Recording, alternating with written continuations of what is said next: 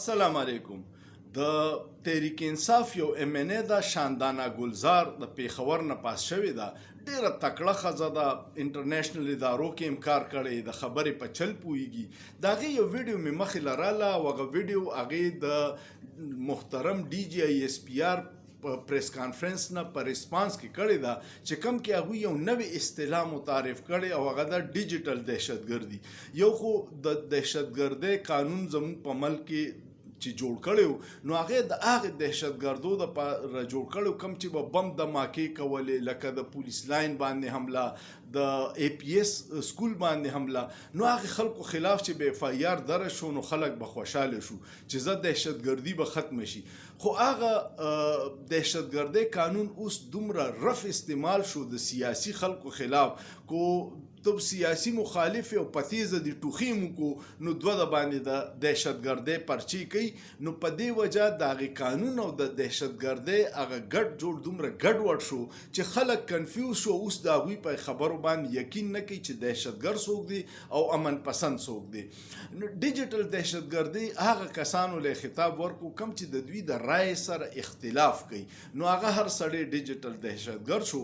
په دې باندې شاندانا ګلزار ډېر سوالونه چوت کړي او هغې دا وی چې لکه دهشتګردي خو CTD زمونږ ډېر بادرۍ سره مقابله کوي. هغې وی چې زما خپل حلقه حسن خیل ده، په هغې کې 4 کسان شهیدان شو، د هغوی چا تپوسونه کو. او بیا یې وی چې زما په حلقه کې کویله او تانبه راووته نو هلته دهشتګرد راورسېدل. نو دوی ته څنګه پته وه چې دلته تانبه او کویله ده او راشه دلته کې حالات خراب کا. بل هغې یو ډېر اهم خبره وکړه چې کم بین تنظیمونه دي، مذهبي دهشتګرد تنظیمونه، ټوټل 275 دي او پای کې 215 چې کم دي په پنجاب کې دي. پنجاب کې رجسټرډ دي، پنجاب کې کاروایی کوي.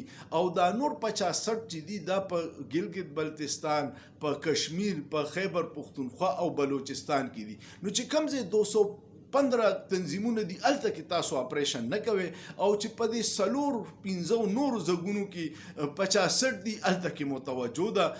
ډېر خلک دا الزام لګوي د هغوی رای سره کیدی شي ستاسو اختلافي یا اتفاقي چې کوم ځای وسایل روزي هلته دهشتګردي شروع شي.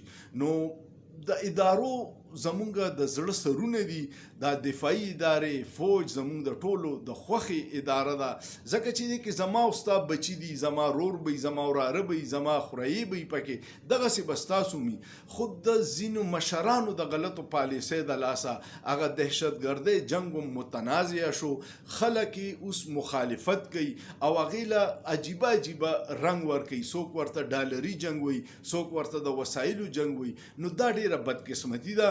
ادارو له پکار دي چې یو داسې پالیسي چې سیاست نه بالاتر صرف د دهشتګردۍ خلاف کاروایانې کوي او دا سیاسي کارکنانو باندې دهشتګردۍ مقدمې بیا د دهشتګردۍ هغې کاس ته نقصان رسوي. کم چې حقیقي دلته زمونږ نقصان کوي، کم چې زمونږ ملک ته نقصان رسوي، هغې خلکو او په سیاسي کارکنانو کې چې څو پورې فرق نه شوي او دهشتګردۍ مقدمات دغسې بې دریغه استعمال رکاو شوي نه، نو دا عزم استحکام یا څه قسمه اپریشن چې دا بیا متنازعه د خلکو په نظر کې د هغې کې شکوک و شبهات دي. د خدای دپاره خپل پروفیشنل ډیوټي چې وشي نو هله به د ملک مسلې حل کیږي او هر اداره په خپل دارای کار کې خپل ډیوټي کوي. نو زمونږ ملک ډېر یو ښکلی ملک دی، ګل ګلزار ملک دی او هله به هغه ترقي کوي. کمنټ پیو کې او سوچ پیو کې په سوچ کې څه ګناه نشته.